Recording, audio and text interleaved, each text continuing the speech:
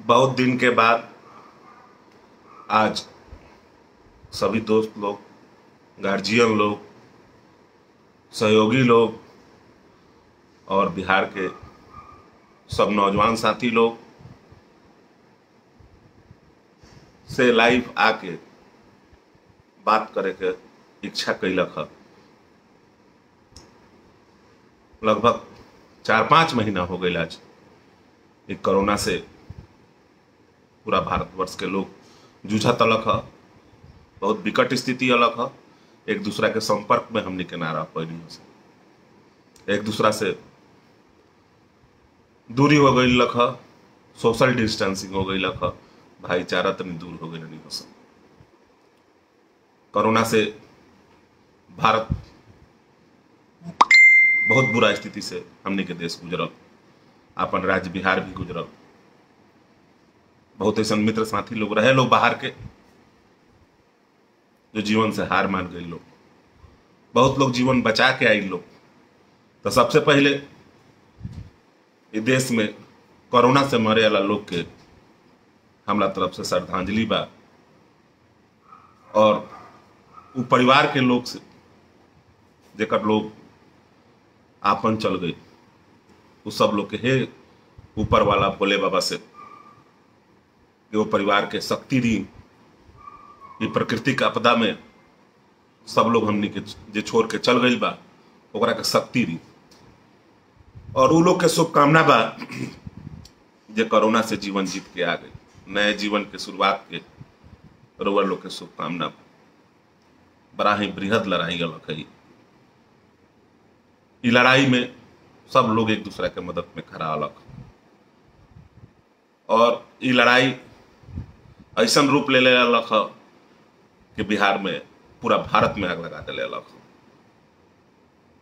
सब लोग जे बचल बटे, जे सुरक्षित बटे, हे बोले बाबा उ लोग के हमेशा सुरक्षित रखिए, उ लोग के नया जीवन जिए के हमेशा आशा बनवल रखिए। मन बड़ा आज खुश बा भाई लोग। आज से 2.5 बरस पहले, 3 बरस पहले हमरा याद बा भाई, हम अश्लीलता के विरोध कैले रही। हमरा पूरी तरह से याद बा हम अश्लील गाना के विरोध कैले रही। उस दिन हम अकेला रही, उस दिन हमरा लागत रहे कि लड़ाई में हम अकेला रह जाए। लेकिन आज सोशल साइट देखला के बाद आज लागल था कि ना, हम अकेला नहीं थी। ये लड़ाई के लड़े वाला लोग, बहुत लोग पैदा हो गए जे अश्लीलता के गंदा गाना के विरोध में लड़ाई लड़ रहा बा।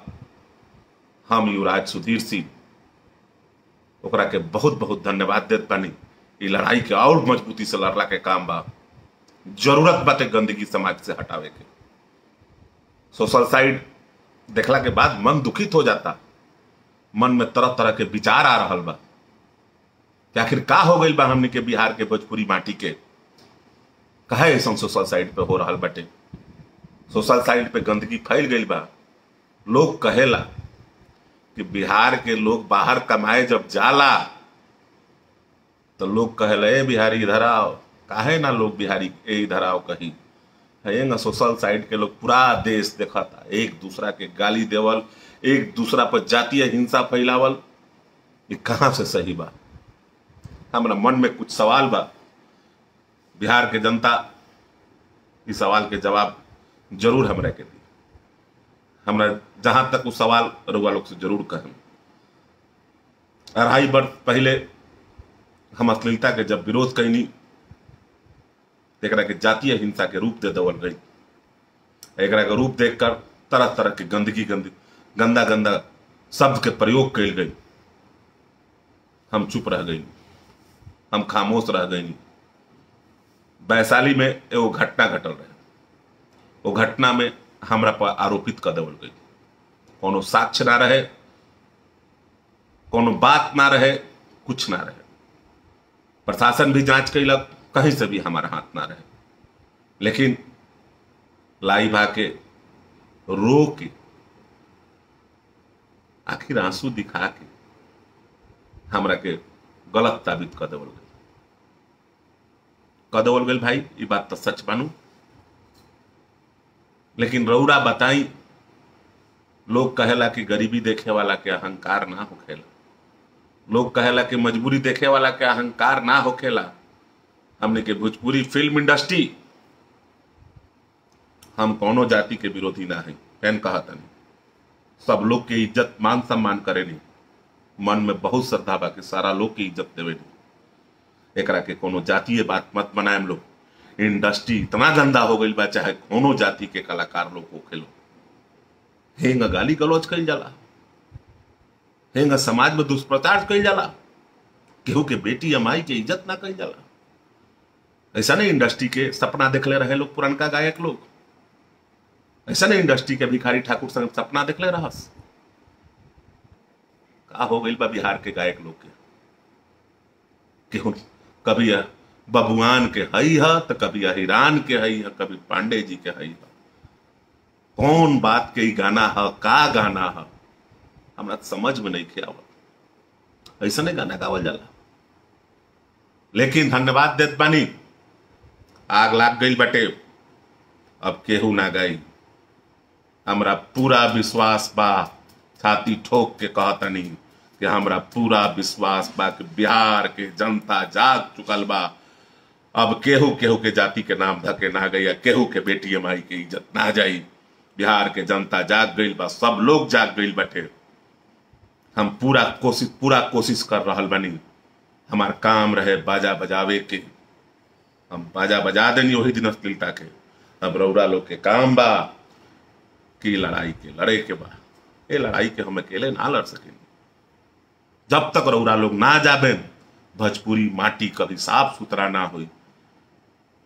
सुपरस्टार कहेला लोग, 0 स्टार से झगड़ा करता लोग, लाइव वीडियो बना के पिटाई होता, न्यूज चैनल वाला के धमकी देवल जाता। गलत नहीं खे, वो आंसू रहे। ये लड़का के आंसू के कीमत नहीं खे रउआ लोग के नजर में। रउआ लोग के यही लड़का के आंसू के कीमत होके के चाहिए।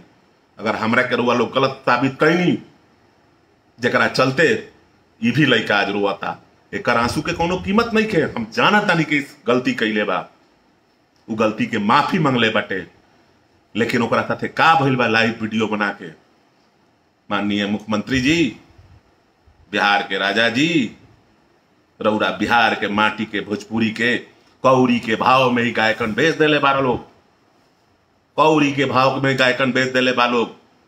हम रउआ से निहोरा करें कि अश्लील गाना गावे आला इस सारा गायकन के, जो सुपर स्टार से लेके 0 स्टार तक हो लोग, इस सारा गायकन के चल और चप्पल संपत्ति के जब्त कर लेवल जाओ।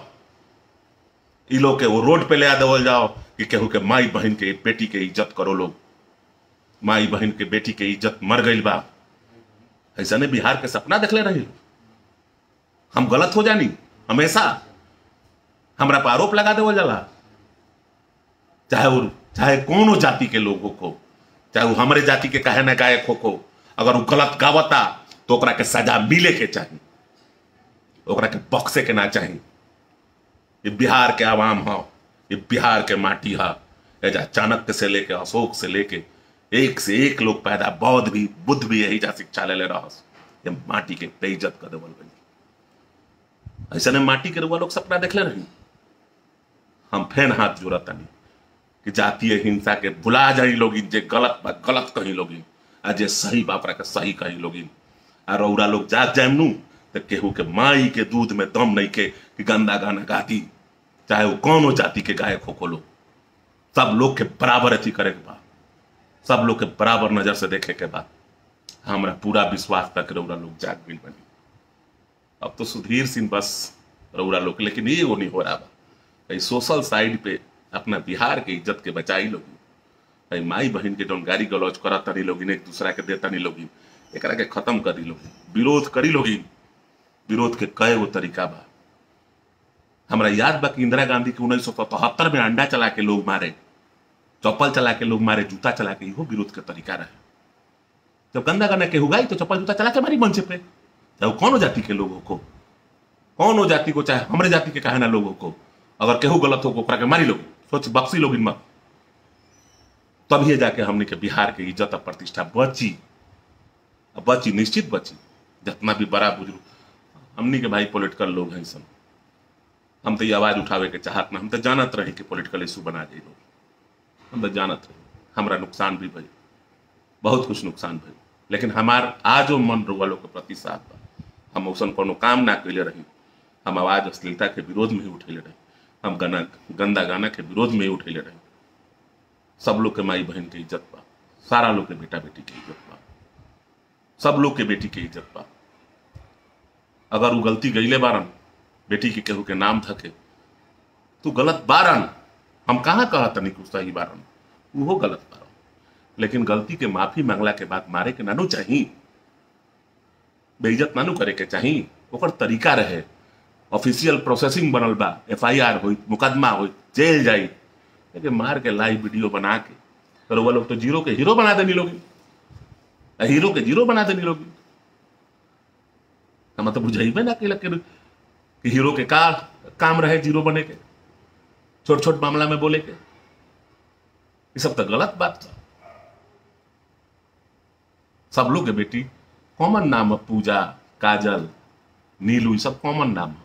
बहुत सारा बिहार के बाप बेटा लोग, बेटी बाप लोग वही लोग जरा बेटी के नाम ना नाम धके गावे के चाहिए।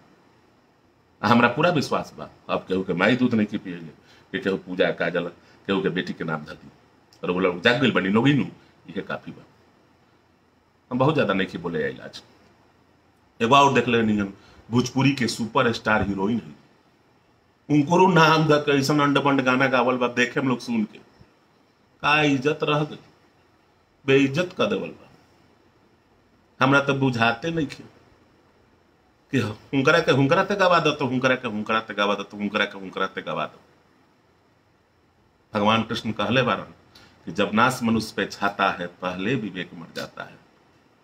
आखिर विवेक चला ही न गया, आखिर विवेक चल गई, भूसा भर गई लू। हम कहीं तो हम कहनी गलत के विरोध कहनी तो के हमरा के होंगे कहनी लोग। एगो और बात कहनी, एगो डबल डाउन रहस, का नाम रहे उनकर, वो डबल डाउन, बबल मुंगेर के बड़ा खराब खराब गाड़ी देता रहन। अब वो केहू के गाड़ी ना दिहन, उनकर आवाज बंद हो गई। उनकर एगो डॉक्टर ऐसा इलाज कइल कि उनकर आवाजे गायब हो गई। ऊपर से देखल, आराम से देखल हम लोग के। अब कहियो केहू के गाड़ी ना दिहन, अब जिंदगी में गाड़ी ना दिहन, भुला गई। कभी देखे नहीं कौन भोजपुरी गायक के गाड़ी देवल, कोनो नेता के गाड़ी, तो खाली गाड़िए देते, गाड़ी नानू देवे के केहू के। हम केहू के गाड़ी नहीं खरीदते। हम सभी समाज के लोगों के आदर बा, सभी समाज के सम्मान बा, सभी लोग हमारे चाचा भाई बहन हम लोग। रउरे लोग के बदौलत हमनी के जिंदा बानी सब। रउरा लोग के आशीर्वाद बा तो सुधीर सिंह बरकरार बारन। रउरा लोग कहे नहीं राजपूत, हम प्योर राजपूत हैं। गलत के गलत कहे, मैं सही के सही कहे। हम कहियो सही गलत के साथ ना दें। जीवन जब तक रही हम गलत के साथ ना दें, जब तक जियत रहे हम गलत के साथ ना दें, कहियो गलत के साथ ना दें। लोग लोग विश्वास दिलावतन, यकीन दिलावतन। बहुत ज्यादा हमरा लगे समय अभी तो नहीं खे, लेकिन लोग से बस कहें कि अपन ख्याल रखी लोग, खुश रही लोग, खुश रहे की कोशिश करी। कोरोना से पूरा सब लोग परेशान अलग हो, हमरो हो गई लख, लोग से का कही, हम परेशान हो गई बनी जानता नहीं। और सोशल मीडिया में सबसे बड़ा खराब बात का लगेला, कहे लोग कि बाहर में 20 लाख ये सिंह दिए, तो ये जादव दिए, तो वो पाड़े दिए, तो इनको 62 खानदान चला रहे हैं। हमरा के कौन सुपर स्टार लोग प्रूफ दे दो ले आके कि हमने के कहीं पैसा देनी हो, सब केहू के पैसा केहू ना देवेला। हमरा के लिखित केहू दिखा दो, हमरा के प्रूफ दिखा दो लोग केहू मदद कैला, 10, 12, 15 लाख रुपया, 20 लाख रुपया। ये लोग मदद ना करेला भैया। हमनी के लोग के मदद कैले बानी सन स्टार बना के, हमनी के लोग के ऊपर उठैले बानी सन, हमनी के मदद कैले बानी सन। लोग हमनी के मदद में खड़ा ना हो। हमनी के पैसा से लोग इतना आगे बढ़ गई, लोग हमनी के चंदा लगा कि लोग इतना आगे भेज देनी सब। सारा जनता बिहार के 2-2 रुपया पर टिकट कटा कटा के लोग के पैसा दे दिला। आज वही बिहार के लोग गाली देता काहे? मत गाली गलौज करी लोग, जातीय हिंसा मत फैलाई लोग। कोरोना से लड़ी लोग, तीसरका लहर आवे अलावा, अभी तो दूसरका लहर आई, तीसरका लहर। तीसरका लहर शुरू में हुआ था कि यहू से बड़का लहर आई, अब पूरा बिहार जरा दी अपनी। दूसरका लहर चलता, सरकार अपनी बहुत मजबूत आई, ऐसे एकरो तैयारी करके रखल जाओ। तिसरका लहर समझता नहीं नू, आ रहल बा तिसरका लहर, घबराई मत। हमारा पूरा विश्वास बा कि बिहार के माननीय जनता, बिहार के सम्मानित जनता, हर जातियों को सम्मान है, सबके दिलों में उसी तरह प्यार है जिस तरह आपके दिलों में है। मैं आप सभी को प्यार करता हूँ, आप सभी मेरे भाई हैं, चाचा हैं, गार्जियन हैं। आप ही लोगों को बदौलत हम लोग हैं, आप लोग हैं तो आप लोग कहते हैं, क्या कहें भाई। थोड़ा सा कोरोना में हम भी कहीं निकल नहीं रहे थे, थोड़ा हम भी डरे हुए थे। जिंदगी से सबको प्यार है भाई, हमको भी थोड़ा सा प्यार है।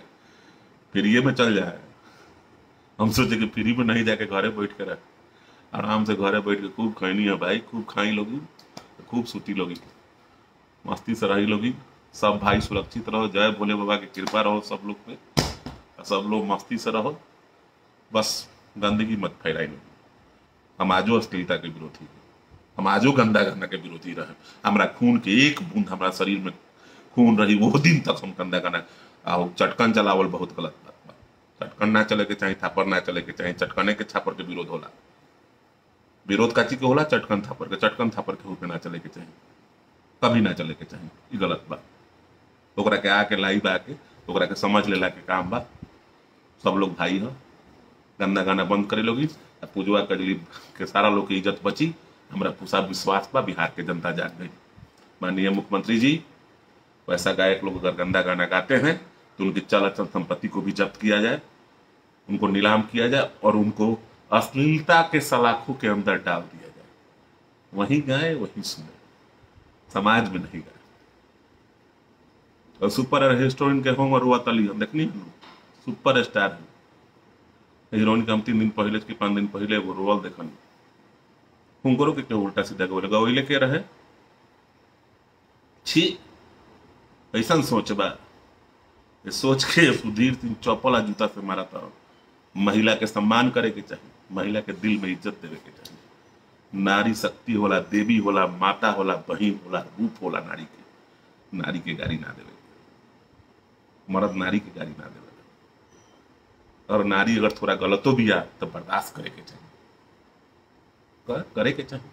ओकरा के हूँ गाड़ी देवल जाला सोशल मीडिया पे। छी, देश के लोग अगर बिहार के लोग देश के अगर सोशल मीडिया देखत हुई लोग तो का लिखत हुई लोग, बाप रे बाप। देखला के बाद मन घिना जाता है। यूट्यूब वाला के तो मन करता कि कहीं से पकड़ के ले आई हम वही में पेश दी, यूट्यूब में फाट जाओ कि ना केहू गाई ना केहू सुनी। होगा यूट्यूब पे गाना पापा ठीक।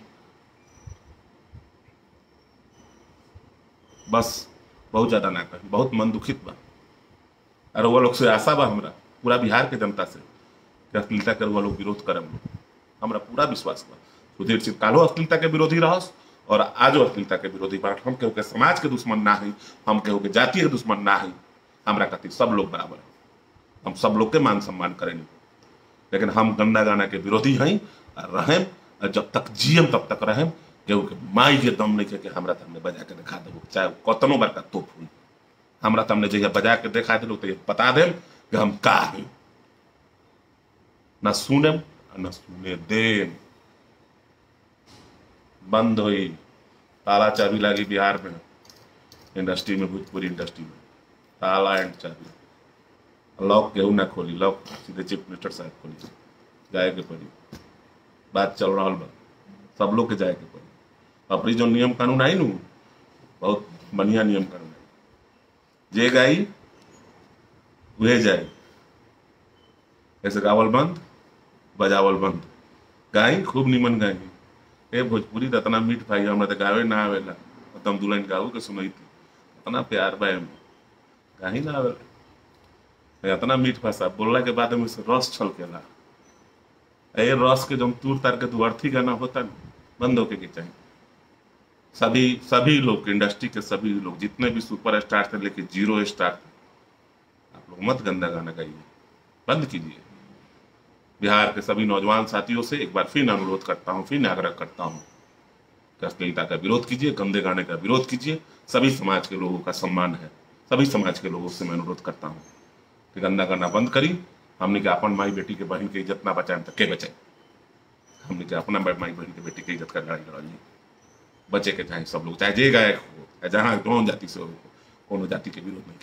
जे गंदा गाई वह मार खाई, बंद होके के चाहिए। बस बिहार के इज्जत भारतवर्ष में जाए के चाहिए, भारत में दिखे के चाहिए कि बिहार के लड़का IAS डॉक्टर कलेक्टर होखेला, बिहार के लड़का बिजनेसमैन होखेला, बिजनेसमैन नाम रोशन करो, नेतागिरी में नाम रोशन करो, गायकी के क्षेत्र में अगर नाम रोशन करो तो भिखारी ठाकुर जी करो, गोपाल राय जी करो।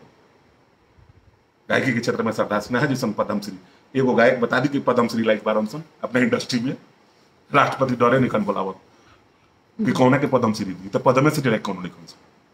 बिहार के लोग पहले पद्मश्री खत्म जीत के ले आवत, तो लकी को नहीं के बेटा तो बिहार के नाम वजह से कट पद्मश्री के बिहार से हटा के यूपी में और राजस्थान में और महाराष्ट्र में बदल जाता। दुर्भाग्य बामनी के। बस सभी लोग खुश रही, सभी लोग मस्त रही, जय बोले बाबा। रुआ लोग के बनैले रखस, रउरा लोग खुश, युवराज सुधीर सिंह खुश। बस अपन आशीर्वाद बनी रख, अपन प्यार बनी रख, रउआ लोग के प्यार के भूखा आदमी है। जितना प्यार करे लोग, दुलार करे लोग, उतना ही राउर भाई। बस हाथ जोड़ के सब गार्जियन लोग के प्रणाम बा, जितना भी चाचा चाची लोग हमारी बात सुनत हुई सब लोग के प्रणाम बा। गंदा गाना मत बता दे चाचा लोग, बंद करा दी लोग, एकदम बंद कराई चाचा। सब लोग के लव यू बा, सब लोग के प्यार मोहब्बत बा। जीवन जय, जीवन मरण जय। कोरोना से जितना लोग भी अस्वस्थ बा, जल्दी स्वस्थ होके शुभकामना बा। जल्दी हमने के बीच में आवे के, हम ढेर दिन से बाहर घूमे फिरे नहीं गए, कोरोना के चलते 4 महीना हो गया। और सब भाई लोग प्यार बनल रहो, दुलार बनल रहो, एक दूसरा के व्यवहार बनल रहो। लाखों लोग के हम धन्यवाद देते पानी, जय श्री गाना के विरोध करके हमारे समर्थन कैलक, लाखों लोग के धन्यवाद देते पानी। और वह लोग हमारे गार्जियन बानी लोग, भाई बानी लोग, मौका मिली मुलाकात हुई। बस प्यार बनेगा रखम, और कुछ कहा कही। नींद लगा था, फैन ऐसी चला दले बनी, बहुत गर्मी बा, सुते उते का मन करा था, फैन हमरा सूझ जाता नहीं फैन। रउआ लोग जब जाग गई बनी तो हम सुतिए न गई। रउआ लोग जाग गई तो मतलब कि महाभारत की लड़ाई में हमने के बाजा बजई नहीं सन, रउआ लोग तो जाग गई, हमने के सुता नहीं सन, जागी लोग रउड़े लोग। हमारा विश्वास बा कि बिहार के जनता अगर जाग जी तो केहू के दम बा, केहू गा दी, केहू के ना गाई, एकदम मत गावे तुम लोग। केहू के जे गंदा गाना गाओ करे विरोध करो। लव यू भाई, टेक केयर। एगो कौन का कहा जाला ओकरा के कि जला दी है आग दिलों में, उसे और जलाने की जरूरत है, बस उसे और जलाने की जरूरत है। उसे बुझने मत देना भाइयों, बस बुझने मत देना। इस गंदगी को बिहार से भगाने की जरूरत है, माँ बहन बेटियों की इज्जत बचाने की जरूरत है, एक नए समाज की स्थापना करने की जरूरत है जिसमें सभी भाई हैं, और दिलों से जातिवाद मिटाने की जरूरत है। सबका खून लाल होता है, किसी का पीला नहीं होता है, हम लोग सब भाई हैं। लव यू भाई, सब लव यू। शुभ रात्रि, नमस्कार भाई।